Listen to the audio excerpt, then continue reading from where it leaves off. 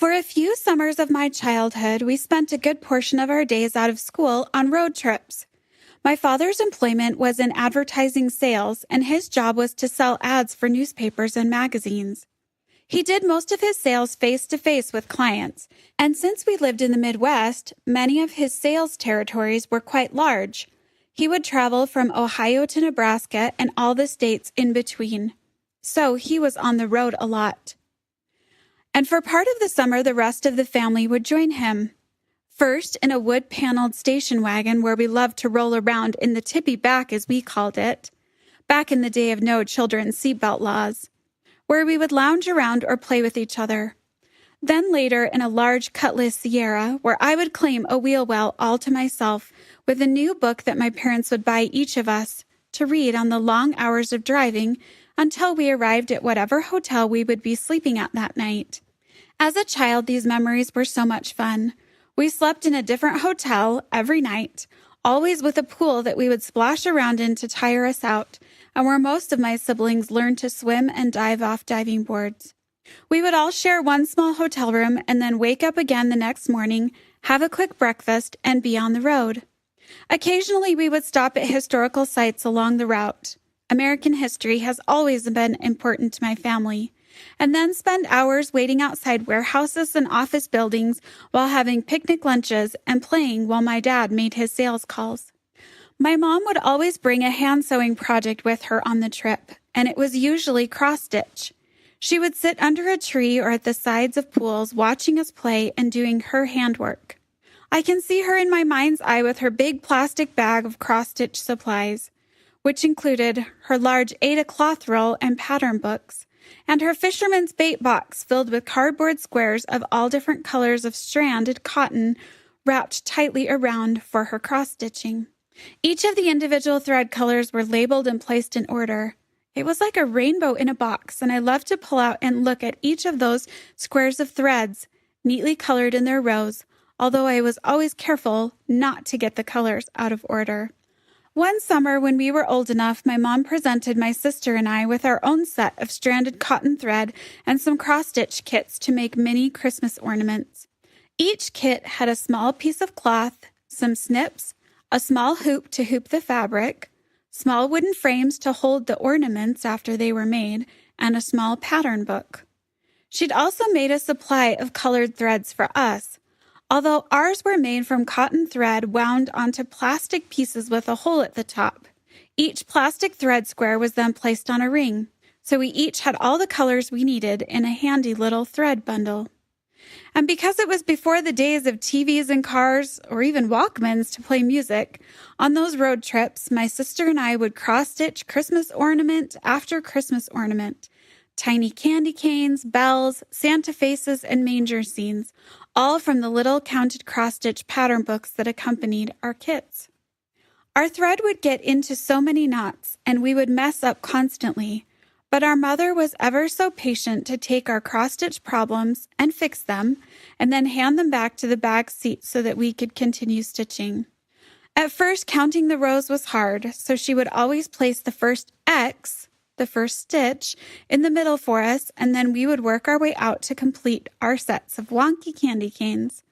But by the end of the summer, we were counting on our own and even being able to start our own middle X and finish a whole kit by ourselves. I credit that summer of learning to cross-stitch as being the summer that sewing was placed in my heart and in my hands. This is Elizabeth and Liz from Simple Simon & Company, and you are listening to Stitched. Today's episode is sponsored by Baby Lock.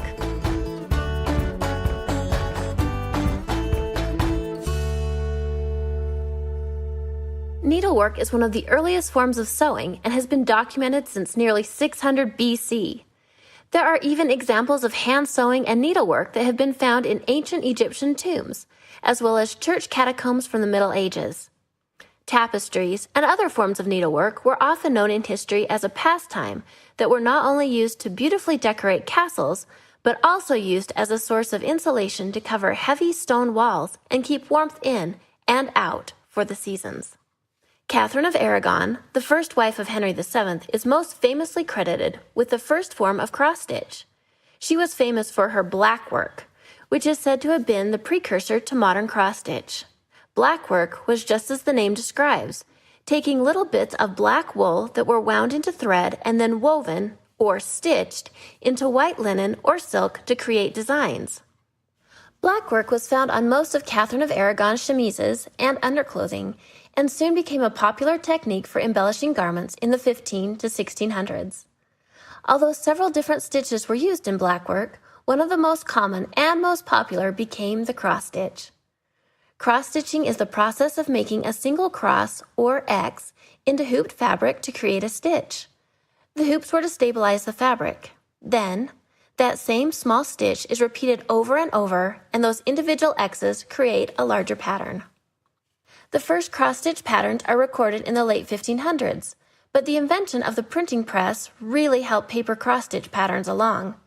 By the late 1600s, cross-stitch and many other embroidery patterns were being printed and sold in haberdashery shops all over Europe.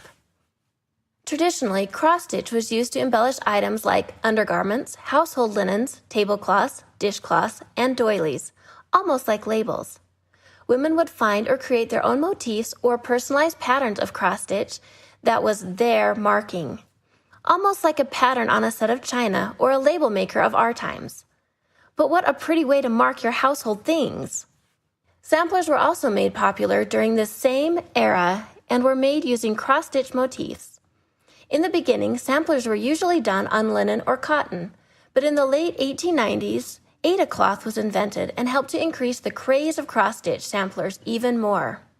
Aida cloth was a type of cloth that was woven with tiny holes that formed squares, making it much easier to keep each X uniform and made more intricate samplers take shape. These samplers were a way of not only teaching hand sewing, they were also a method of teaching and reinforcing reading, writing, and arithmetic. Young girls could practice and learn their letters and numbers while stitching each of them individually. Cross-stitch samplers in the 18 to 1900s were delicate and refined pieces of art that often included the alphabet, poems, small drawings of homes, animals or trees, patterns, and the name of the person who stitched the sampler.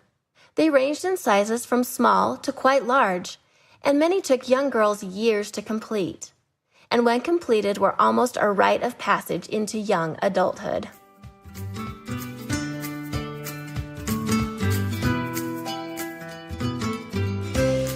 Today's episode is sponsored by Baby Lock. Want a sewing machine that's a jack of all trades, yet small enough to take on the road, to a class, or even a friend's house? Then it's time to celebrate because you found it. The Jubilant is ideal for a variety of sewing projects like quilt piecing, smaller home decor, and even basic garments.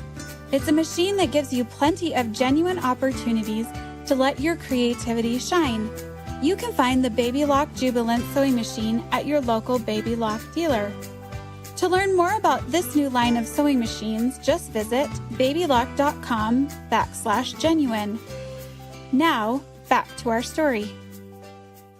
Modern cross-stitch as we know it today was brought back into style in the 1960s, but went through a great resurgence in the 1980s. Right around the time Elizabeth and her sister were making those tiny Christmas ornaments. There are two types of cross-stitch that are very popular today. The first being stamped cross-stitch. Stamped cross-stitch is manufactured having the pattern already stamped in color onto the Aida cloth itself. With the pattern already stamped on, one simply follows the color patterns with cotton thread, usually 1 or 2 strands, on the cloth to create small X's that eventually make a scene or a picture. This type of cross-stitch is usually sold in kits with all the matching thread colors provided to create the stamped pattern. It's almost like a paint by numbers for needlework. The second type of modern cross-stitch is called counted cross-stitch. This type is based on a paper pattern and a piece of clean Aida cloth or linen, where the X's on the pattern are counted by the stitcher, and then the counted pattern is recreated onto the cross-stitching cloth. For example, row 1 might start with 5 squares in from the edge, and then have 10 black X's in it. So one would count 5 squares over, and then stitch 10 black X's on the first row just like the picture pattern. And so on and so forth until the whole pattern is followed to create the scene or the picture.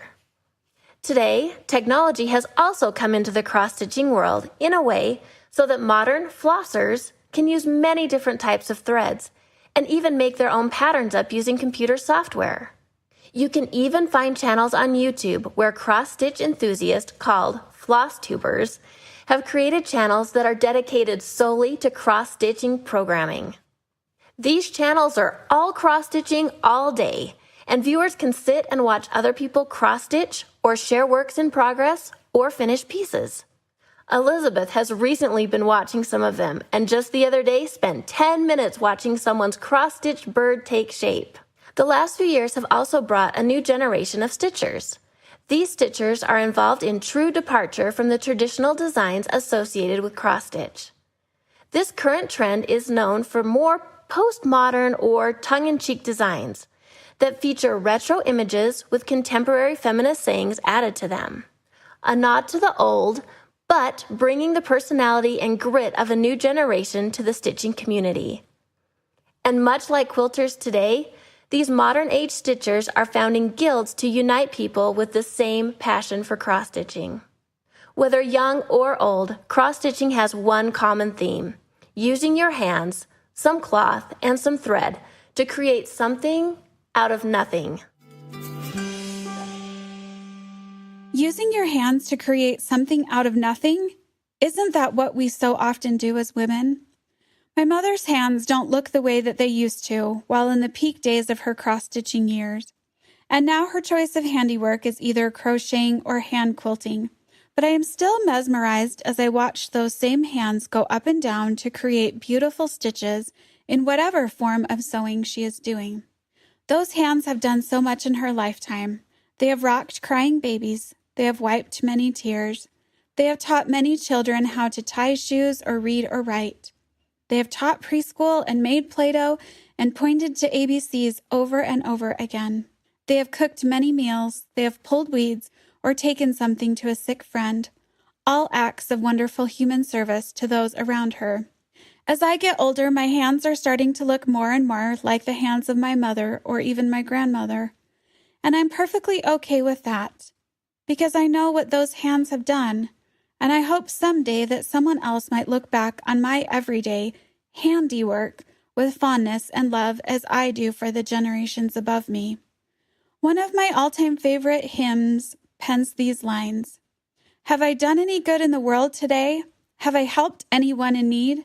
Have I cheered up the sad or made someone feel glad? If not, I have failed indeed." Much of that good done in the world is in the everyday tasks with our hands. Making a blanket for a new baby, or cross-stitching some decor for an elderly woman's room, or even making chocolate chip cookies to take to someone who is having a hard day. It's all about the good our hands do. Cross-stitch, much like other tapestry or needlework, really is amazing to look at. Up close, it's really just a bunch of small X's. So small and so minute. Often like those daily tasks of folding a load of laundry, wiping a tear, or making a meal. But then to take a few steps back and look at the bigger picture, that the many hand stitches of love all together create something that is really amazing. It's the summation of all of those daily acts of kindness and love that over a lifetime create a masterpiece.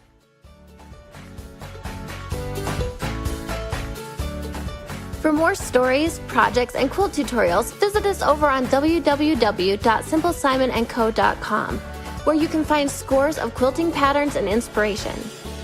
Thanks for listening, and if you have a minute, please leave us a comment or a review, especially if you're listening on iTunes. It only takes a few clicks, but it helps us out so much.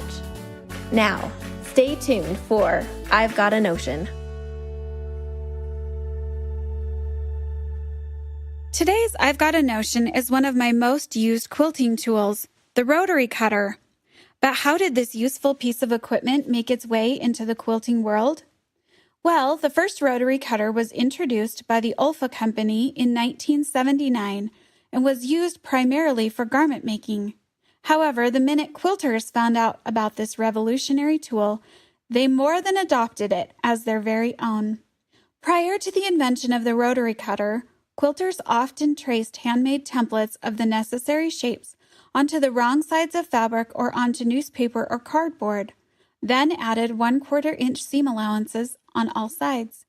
They then used a pair of handheld scissors to cut out each piece before starting to resew them together to form each quilt block.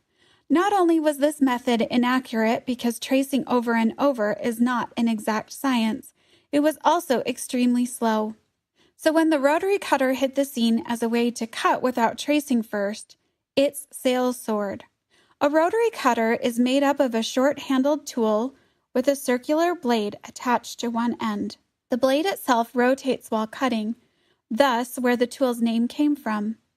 Usually used in conjunction with a clear acrylic quilting ruler, these blades can cut straight lines very quickly and very accurately. Rotary cutter blades are also very sharp, can be resharpened, and are available in different sizes. They can also cut through several layers of fabric in one cut, which is another time saver in the quilting process. Today there are many companies making rotary cutters. They come in a variety of handle types and colors, and some include specialty blades to cut curved or zigzagged lines. Others even have retractable blades or covers that pop over the actual blade itself to prevent injuries or to store when not in use. And I don't think we've seen the last of where the next technology of rotary cutters will take us. But we as quilters all know one thing: the rotary cutter is one tool that most of us can't live without.